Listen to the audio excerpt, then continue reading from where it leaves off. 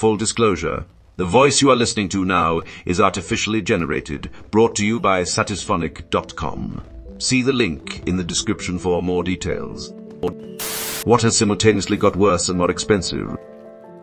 Cable television. More commercials, channels upon channels of nonsense, ridiculous monthly bill. Wow.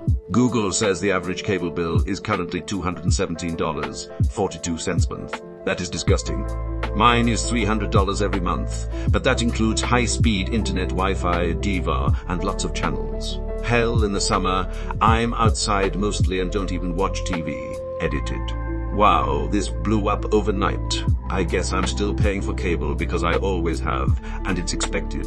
Yes, I'm old, but you young whippersnappers are teaching me I don't need to anymore. $300 a month is a lot when I don't even use it. Guess I'll start watching the recorded shows on my DVR and cut the corded shows on my DVR and turn it in and cut the cord.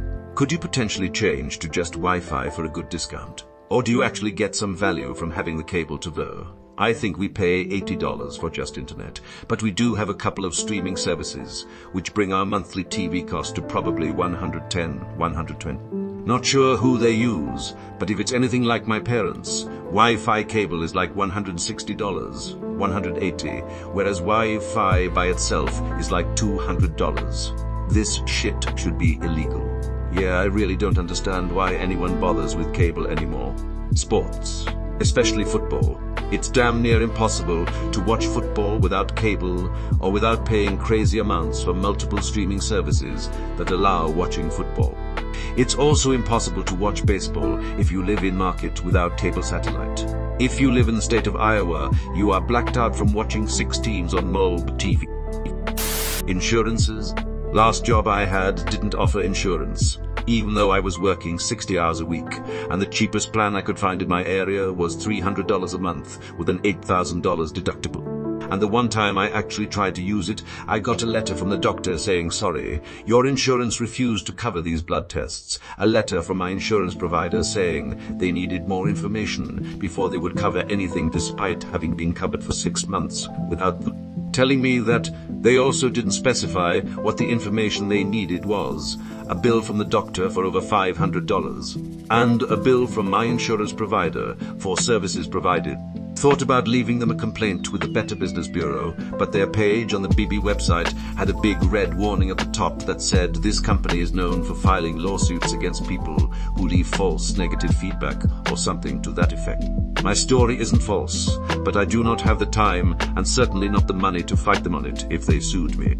On top of all that, they weren't even good at math and screwed up my tax info so badly that because of them I ended up owing several $100s in taxes because they weren't charging me correctly. I got a tax credit from the health insurance marketplace, and apparently the company was taking out more for taxes than they were supposed to, so I don't know how the hell it was still that expensive, unless they were just pocketing the difference and passing along the tax trouble to me. Name and shame. Someone who isn't up could say they've maybe experienced something vaguely similar at a misspelled place that rhymes with euphemism. I came here to say this, and as a licensed insurance writer, there are certain states I refuse to do business in because of how fucked up the situation is right now. Edit. States are careful. If I didn't live next door to them, I'd drop Ma too. They purposely go above and beyond to be as convoluted of a process as possible. Some of the big-name insurance companies have dedicated teams just for Ma. That's how much of a pain in the ass they are. Inland and over 100 above sea level, crazy how flat Florida is. I'm in southern Mass, less than 3 miles to the drink. I've walked it a ton of times, but we're like 155th up, and I consider that pretty low, especially in Florida. I lived in New Mexico in the mid-2000s, and current Florida is equal to past shithole Nem. I priced out car insurance here, and it was $260 a month for full coverage. No accidents, tickets, etc. California was $125 in comparison. Fast food. You guys remember the dollar menu? I'm old enough to remember Taco Bell's 59.79, 99 campaign, and holy shit, do I feel even older just typing that out. I'm old enough to remember their 39, 59, 79 menu. When the 7-layer burrito came out, it was 79 freaking cents. Now get off my lawn, sonny. 99th chili cheese burritos. I miss that. Yeah, they're like $3, 50 cents now and a rare find. Also, my favorite side of Pintos and cheese that was like 79 10 years ago is now $2, 50 cents. Absolutely absurd. 2 apple pies at McGuire's for $1. And the apple pies were edible then too. Fast food companies have lost their minds. That's almost the price of a 5 lb bag of potatoes.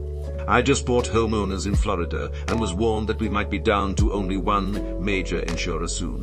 Sucks that all the high-risk coastal properties have made it so hard for my house that's inland and over 100 feet above sea level so difficult to insure. Any idea why companies base coverage off the state and not something smaller like county or zip? McGay's used to be my lazy go to breakfast. Used to be cheap and awesome. Now breakfast for me and my wife is like $20. Used to get 2 hash browns for $1. Now they flipped it and they're $2 each. No hash brown that size and quality is worth $2 I drink very seldom, but had a wicked fuck you're 40 hangover and went for my old sausage McMuffins, hash browns and milk. I thought I was still drunk when I saw the price.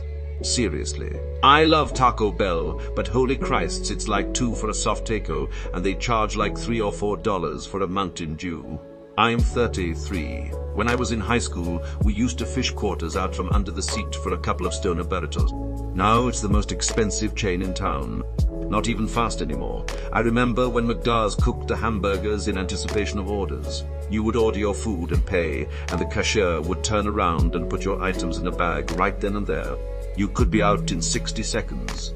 Literally. I deek if I have just gotten older or what, but I can't remember the last time I had fast food and afterwards didn't feel sick and have a hole in my wallet. Shit, what hasn't? Costco hot dog. If you raise the effing hot dog, I will kill you. Figure it out. I love that this is real. Wait, what? Costco founder told the CEO that he will kill him, the CO, if the hot dog's price goes up from $1.50 to $1.55. This was a couple years ago, when inflation was starting to go through the roof. It is also a great business strategy, because the free media attention those cheap hot dogs generate is more than worth the losses they are probably getting on that one item. Last time I went to Taco Bell, a quesadilla combo was almost $15. Insane. Subway, $13 footlong. Footlong is a proper noun and should not be interpreted as indicating the actual length of the sandwich. There's a guy at my Costco who puts extra gravy on the Putin shit.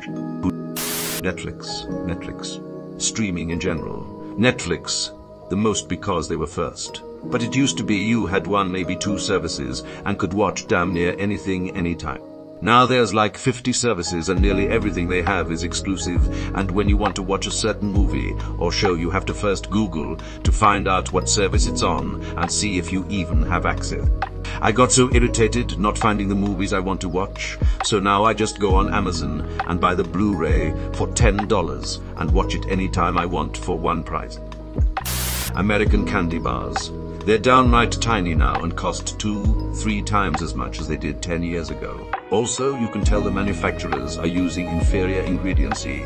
The chocolate is dry and chalky.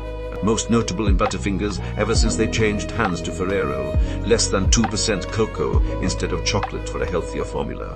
It's a goddamn fucking candy bar that can also be used as a weapon for self-defense. It's not supposed to be healthy. I call it the crap finger nowadays.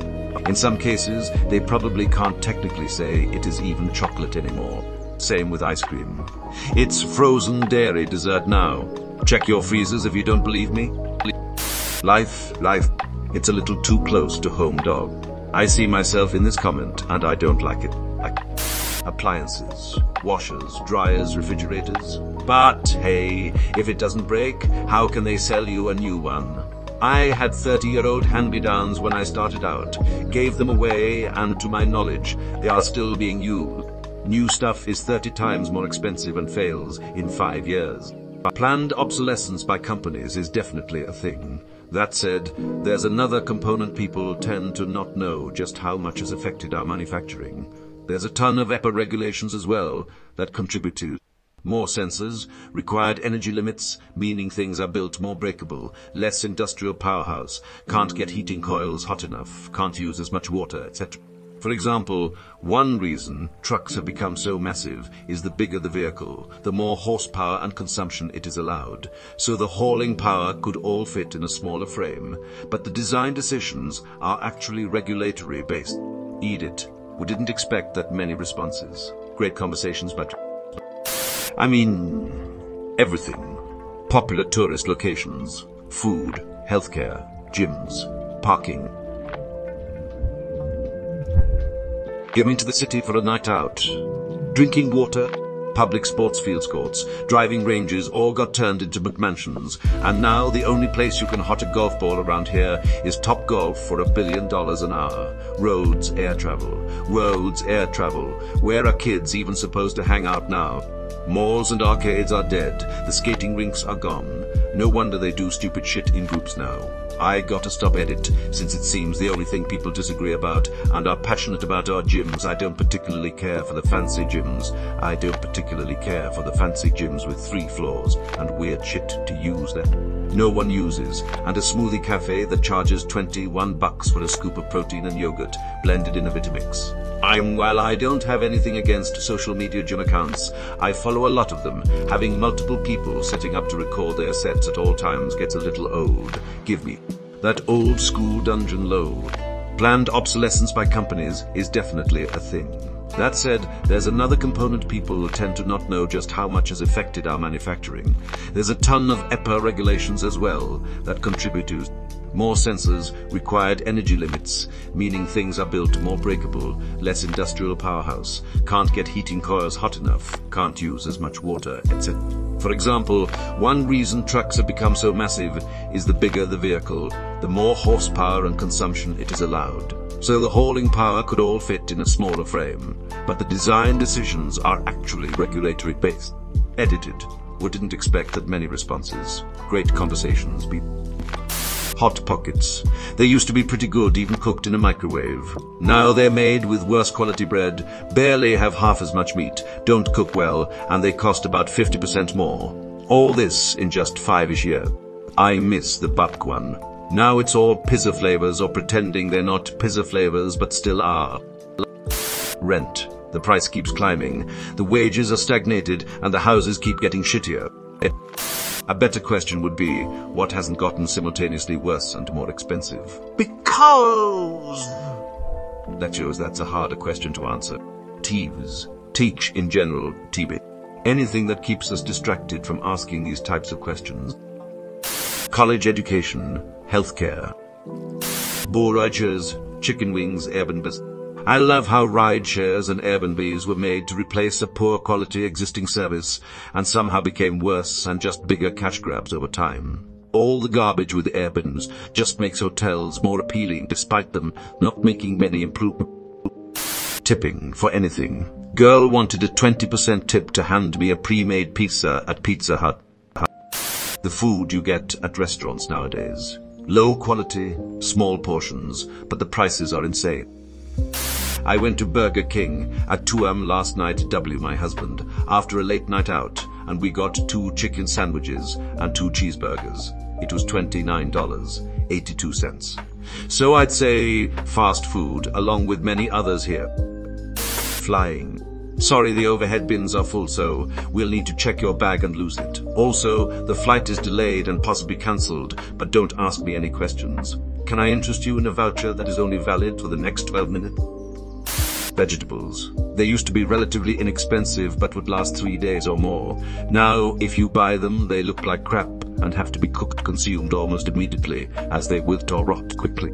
The larger chains are taking a page out of some minority-owned groceries that buy less expensive last-leg veggies, with the understanding that they will be sold cheaply and eaten quickly. The difference? Larger chains aren't passing those lower costs on, and are increasing prices as well. I'm finding myself at ethnic markets more often because if the quality is the same, at least the prices are lower. I'm gonna get grief for this, but unless I'm planning on eating it raw, I buy frozen fruits and veggies. Peas, beans, cauliflower, broccoli are all fine frozen if I'm gonna cook them. Frozen raspberries for a raspberry sauce or smoothies or to make homemade jam are amazing and a great deal for frozen. Every flight is also overbooked now. Absolute insanity. Literally everything